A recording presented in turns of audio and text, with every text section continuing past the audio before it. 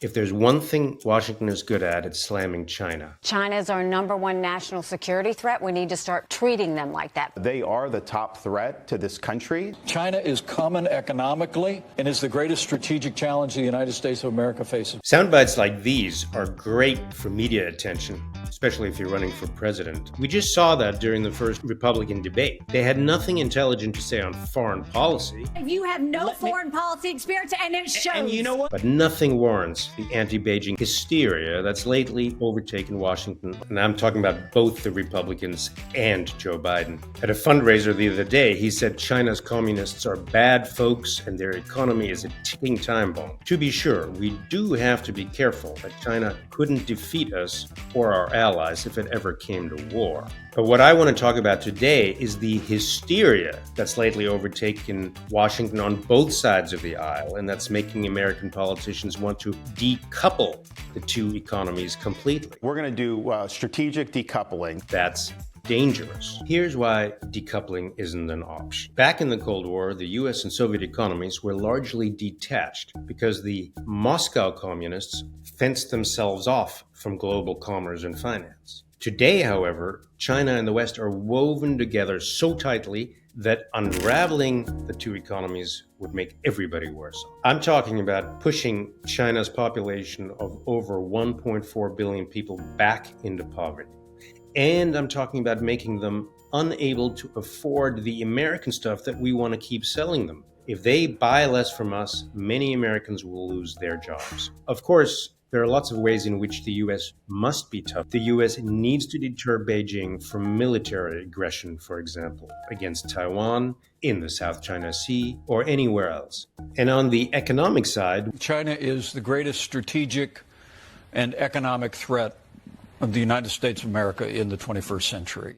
Wrong. We do need to do what's called de-risking. De-risk, yes. Decouple, absolutely not. That's a term Jake Sullivan, Biden's national security advisor, uses a lot these days. It just means reducing our own vulnerabilities and dependencies vis-a-vis China. For example, President Joe Biden was right to restrict American money from funding Chinese companies working in semiconductors, quantum computing, or artificial intelligence. In military technology, we need to stay ahead of China as long as possible. But decoupling is different from de-risking.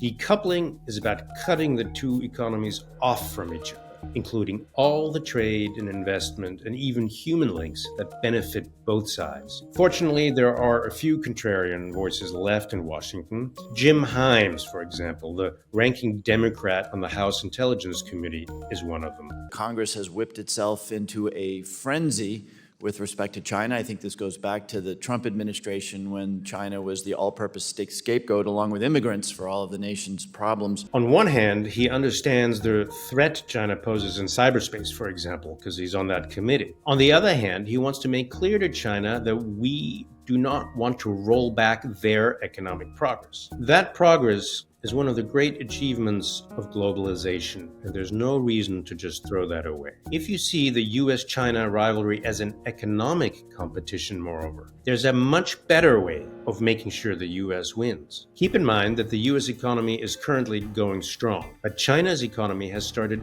underperforming. That has a lot of reasons, including a housing bubble and a debt crisis. Maybe it sounds familiar, but one huge reason is all the mistakes that Chinese President Xi Jinping has been making. And he hasn't just made economic mistakes, he's also made political mistakes. He's aligned himself with Putin, who's increasingly a global pariah and a geopolitical loser. He's tried to bully smaller countries in Europe and Southeast Asia and elsewhere, and all of that has backfired. But Xi Jinping has also messed up the Chinese economy without any help from the United States. He did that by repeated, massive, and arbitrary interference in the Chinese economy, the way authoritarian leaders usually do it. For several decades before Xi Jinping, Chinese governments basically left Chinese people and companies alone, as long as everybody stayed out of politics. But Xi started punishing individual tycoons he didn't like. And during the pandemic, Xi Jinping insisted on his draconian zero